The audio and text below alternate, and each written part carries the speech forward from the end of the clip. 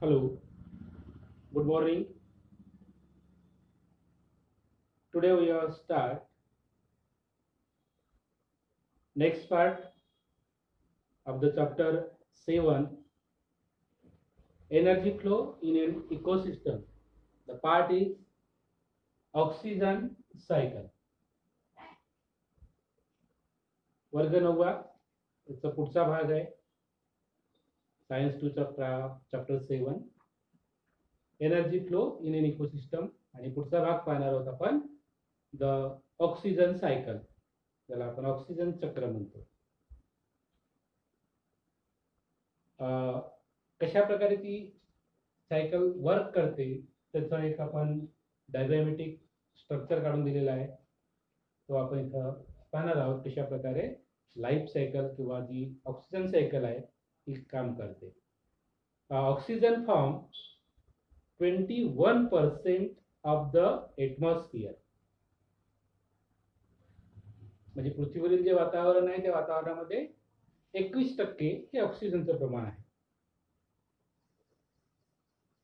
It is also present in the hydrosphere and lithosphere. तो जलावरणामध्ये सुद्धा आहे आणि शिलावरणामध्ये सुद्धा आहे. हायड्रोस्फिअर आणि लिथोस्फिअर मध्ये सुद्धा आपल्याला पाहायला मिळतो. Circulation and recycling of oxygen with the biosphere is called oxygen cycle. जीवावरण हे जे आहे, जीवावरणातील ऑक्सिजनचे अभिसरण आणि त्याचे पुनर्वापर, रिसायकलिंग अँड सर्क्युलेशन. ऑक्सिजनचे अभिसरण आणि पुनर्वापर म्हणजेच ऑक्सिजन चक्र. कुठलं? जीवावरणातील. हे जे जीवावरणामध्ये ऑक्सिजन आहे, जे 21% ऑक्सिजन आहे, त्याचं सर्क्युलेशन होणे आणि त्याचा पुनर्वापर होणे, याच चक्राला आपण ऑक्सिजन सायकल असे म्हणतो. तर ही ऑक्सिजन सायकल कशी तयार होते ती आपण पाहणार आहोत. This cycle too includes both biotic and abiotic components. या सायकल मध्ये आपल्याला सुद्धा बायोटिक आणि अबायोटिक दोन्ही घटक पाहायला मिळतात. त्याप्रमाणे कार्बन मध्ये आपण पाहिलं. Oxygen is continuously produced as well as used up in the atmosphere. ऑक्सिजनची निर्मिती ही सातत्याने होत असते, तसेच त्याचा वापरही आपण सातत्याने करत असतो. प्रोडक्शनही आहे त्याचा आणि त्याचा वापरही आहे. प्रोडक्शन कसं होईल आणि वापर कसा होतो तो आपल्याला या ऑक्सिजन सायकल मध्ये पाहायला मिळेल. Oxygen is highly reactive and readily react with other elements and compounds.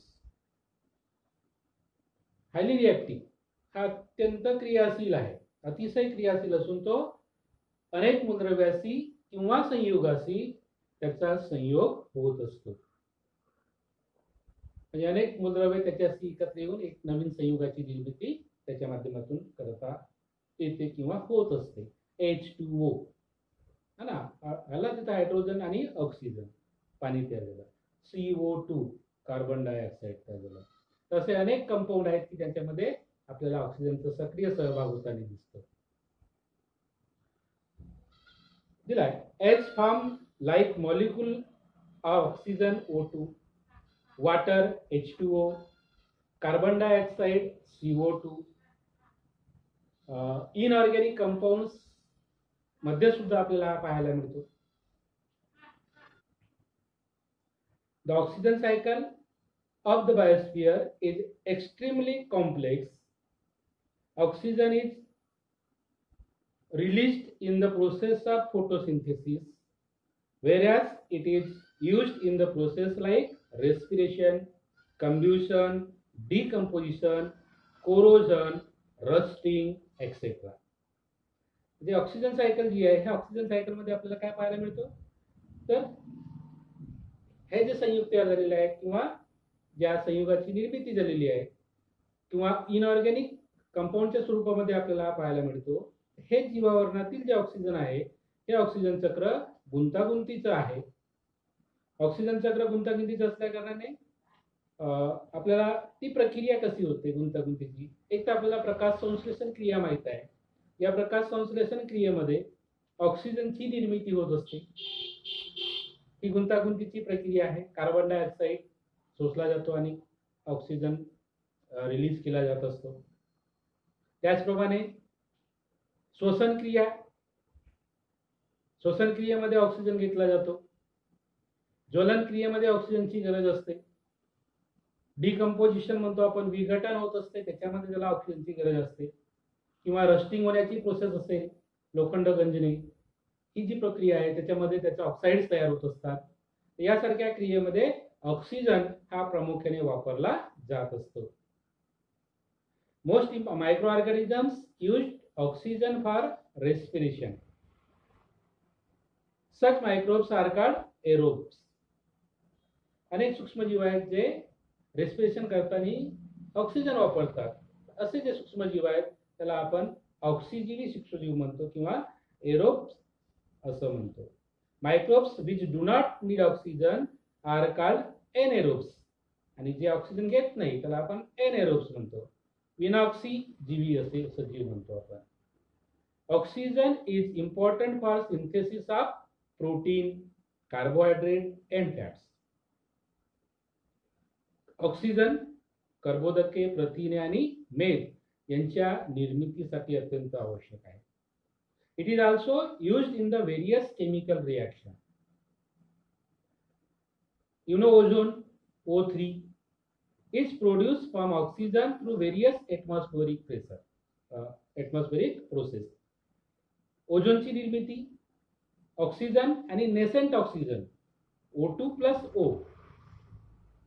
Is a nascent oxygen, या माध्यमातून ओझोनची निर्मिती होत असते. And this ozone is support the ultraviolet rays, oppose the ultraviolet rays and back to the सन.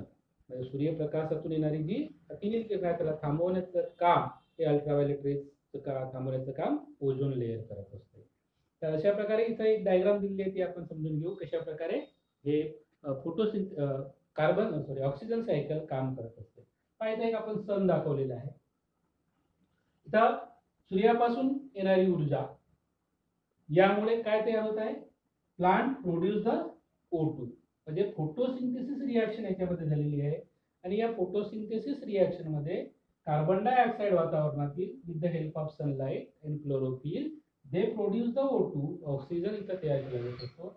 आता हे जे oxygen आहे दाखवलेलं आहे प्लांट काय करतात, plant absorb CO2 and produce food. आता हे जे ऑक्सिजन आहे हे ऑक्सिजन कुठं जाईल, वातावरणात सोडलं जाईल. हे वातावरणातील ऑक्सिजन कोण घेतो, एनिमल्स घेतात. आणि एनिमल्स ब्रीथ इन O2, म्हणजे ऑक्सिजन श्वसनासाठी त्याचा वापर केला जात असतो. आणि या श्वसन क्रियेमध्ये रेस्पिरेशन प्रोसेसमध्ये काय होत असते, break down the sugar molecule by animals, आणि त्यांच्या माध्यमातून जे फूड आहे त्या फूडचं ब्रेकडाऊन केलं जात असते. प्रोटीन, कार्बोहायड्रेट, फॅट्स मध्ये रूपांतरित केलं जात असते. त्याकरता याची गरज आहे. आणि परत रिस्पिरेशन प्रोसेसमध्ये एनिमल काय करतात, CO2 बाहेर सोडतात. हा CO2 परत प्लांट एब्सॉर्ब करतात आणि ऑक्सिजन सोडतात. ही जी सायकल आहे याला आपण ऑक्सिजन सायकल असे म्हणतो. This is the oxygen cycle. Okay. And next nitrogen cycle. Okay, next part nitrogen cycle, ज्याला आपण नायट्रोजन चक्र म्हणतो किंवा नत्र चक्र म्हणतो. Nitrogen form 78% is a maximum portion of the atmosphere. वातावरण जे आहे या वातावरणामध्ये सर्वात जास्त प्रमाणामध्ये असलेला एखादा जर घटक असेल तर तो आहे नायट्रोजन, आणि त्याचं प्रमाण आहे 78%. 78% इज नायट्रोजन प्रेझेंट इन एटमॉस्फिअर. एटमॉस्फिअर मध्ये आपल्याला तो 78% पाहायला मिळतो. It is necessary for maintenance of the cycle of nature. It is very important factor for the balancing nature cycle. म्हणजे आपला जो निसर्ग चक्र आहे या निसर्ग चक्राचं संतुलन करण्यासाठी महत्वाचा असलेला हा घटक ज्याला आपण नायट्रोजन म्हणतो. The circulation and recycling of nitrogen gas into form of different compounds through various biotic and abiotic processes in nature is called the nitrogen cycle.